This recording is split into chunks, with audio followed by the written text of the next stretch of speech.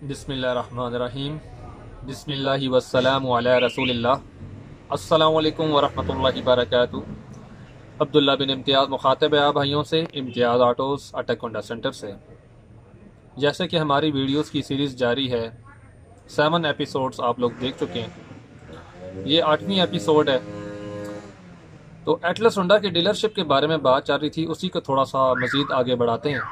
कई दोस्तों ने पूछा कि ऑर्डर कैसे लगवाएंगे, तो पहले भी बताया है कि ये एक जिस तरह रवायत चली आ रही है कि हम लोग जो हैं कोई भी कंपनी है, क्राउन लिफान, ISH, मुख्तलिफ जिनसे हम माल उठा रहे होते हैं, हम उनको कॉल पे, व्हाट्सएप पे, मैसेज पे मुख्तलिफ तरीक़ों से ऑर्डर लिखवाते हैं। एटलस होंडा के साथ प्रॉपर आपको एक यानी कि उनकी वेबसाइट बनी हुई है, उनका एक पोर्टल सा बना हुआ है। ID पासवर्ड लगाएंगे, पोर्टल खुल जाएगा, चीज़ें वहाँ पे सिलेक्ट करेंगे, वहाँ पे डेट आप सिलेक्ट करेंगे, वो जो बैंक में आपने पैसे जमा कराए होंगे उसका ड्राफ्ट नंबर और ड्राफ्ट की डेट लगाएंगे, और जो आइटम सेलेक्ट किए होंगे बड़े एहतियात के साथ कि कोई चीज़ गलत ना आप वहाँ पे लगा दें, जो चीज़ एग्जैक्ट वही लगाएं। क्योंकि मैंने आप लोगों को बताया था कि जिन चीज़ों को आप कुछ समझ रहे होंगे वो एटलस होंडा के अपने एक नाम है, अपनी एक सीरीज़ है। जिस तरह उनके वो शाक हैं, शाक की ग्लास हैं, उनकी कवर्स हैं, वो हर चीज़ वहाँ पे लोग बड़ा कंफ्यूज करते हैं, मैंने खुद भी कंफ्यूज किया। वो चीज़ें प्रॉपर आप सेलेक्ट करेंगे, उनका कलर सेलेक्ट करेंगे।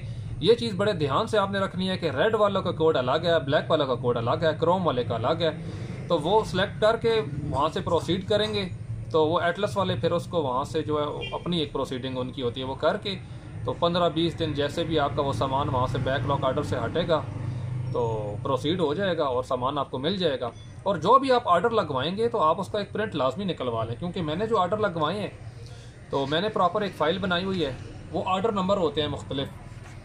तो फॉर एग्ज़ाम्पल 12,416 नंबर ऑर्डर है, तो आप देखेंगे उस ऑर्डर के अंदर आपके 72 आइटम्स आए हैं। तो प्रिंट निकलवाना इसलिए ज़रूरी है, जैसे जैसे आइटम आते जाए वो अलग अलग आते जाएंगे, ज़रूरी नहीं है वो सारा सामान इकट्ठा है, तो आप वहाँ से टिक करते जाएंगे। फॉर एग्ज़ाम्पल आपकी 100 हेडलाइट्स हैं या 200 हेडलाइट्स हैं, वो आई हैं, आप टिक कर दें। या फॉर एग्ज़ाम्पल आपने 200 हेडलाइट बुक कराई हैं, 100 आई हैं, तो आप वहाँ छोटा सा लिख दें कि 100 आई हैं, 100 पेंडिंग है। क्योंकि बहुत सारे आइटम्स ऐसे हैं जो 2 महीने बाद, 3 महीने बाद, 6 महीने बाद भी आ रहे होते हैं, ठीक है।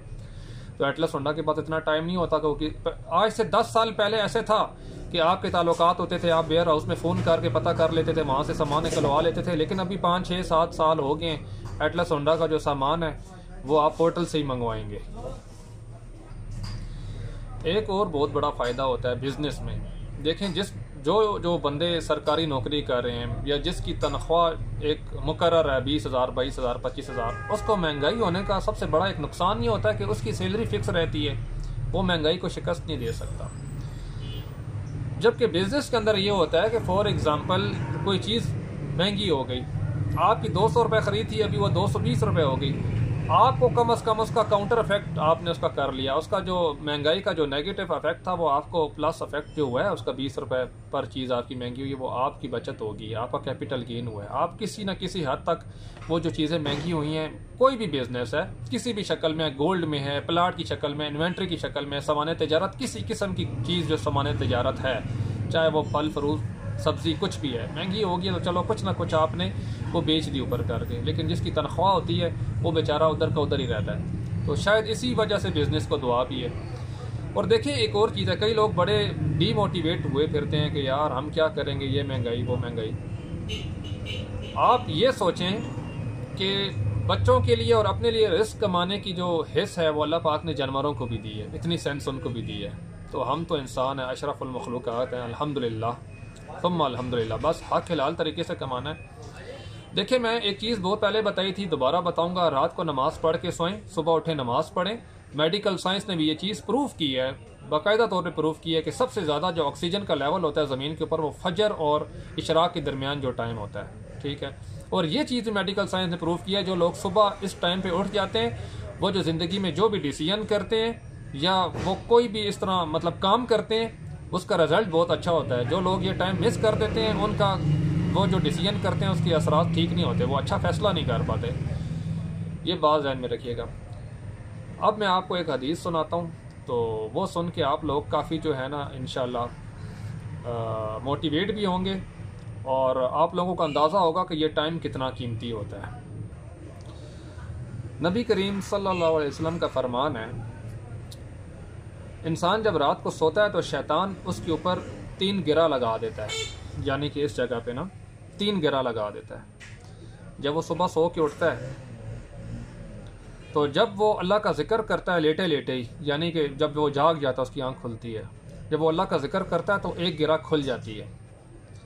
फिर जब वो वज़ू करता है दूसरी गिरा भी खुल जाती है। फिर जब वो वज़ू करने के बाद वो जब नमाज पढ़ता है या तहज्जुद पढ़ता है या कोई भी नफली इबादत करता है वो तीसरी गिरा भी खुल जाती है। पहली गिरा भी तब खुलती है जब वो अल्लाह का जिक्र करता है, और ऐसे ही जब सो जाए तो वो फिर गिरा लगी रहती है। और फिर उसका नुकसान ये होता है कि इंसान सारा दिन जो है वो सुस्त रहता है, अगर वो सो जाए सुस्त रहता है और बद बातें में रहता है, यानी कि उसके अंदर जो है ना वो सुस्ती छाई रहती है। एक और हदीस है कि शैतान जो है उसके ऊपर पेशाब करके चला जाता है। और हमारी अक्सरियत नौजवानों की ऐसी है जो 9 बजे 10 बजे जागती है, तो कहाँ से बरकत आएगी।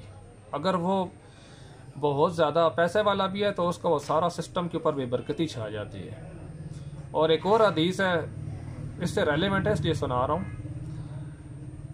कि अच्छे से अच्छा कारोबार भी हो लेकिन इंसान ये हरकतें करे, नमाज ना पढ़े, तो उसके घर में भी झगड़े चलते रहते हैं और बड़े मसाइल होते हैं। उसके पास गाहक ही नहीं आते, वो गाहकों से बदतमीज़ी भी करेगा, लड़ाई झगड़ा भी करेगा। उसका यानी कि मिजाज के अंदर इतनी टेंशन आ जाती है, इतनी मतलब वो सारा काम हो जाता है कि आप खुद ही समझ जाएं कि जो इंसान हर टाइम टेंशन में रहे, नफ्सियाती मरीज़ बना रहे, इसी वजह से कि ये उसके ऊपर नौसत छाई जाती है। तो ये बुनियादी चीज़ है मेरे भाई, जल्दी आप जागें, इंशाल्लाह अल्लाह पाक आपका जो है रिस्क में बरकत भी देंगे और आपका जो दिमाग की जो बंद रगे हैं वो भी खोलेंगे इंशाल्लाह। ठीक है, ये बहुत बुनियादी चीज़ें जो मैंने आप लोगों को बताई हैं। अल्लाह पाक मदद करेगा इंशाल्लाह। आप एक दफ़ा मार्केट में निकलें अल्लाह को याद करके, इंशाल्लाह अल्लाह पाक ज़रूर ज़रूर ज़रूर मदद फरमाएंगे। बाकी बातें अगली वीडियोज़ में। बहुत शुक्रिया। अस्सलाम वालेकुम।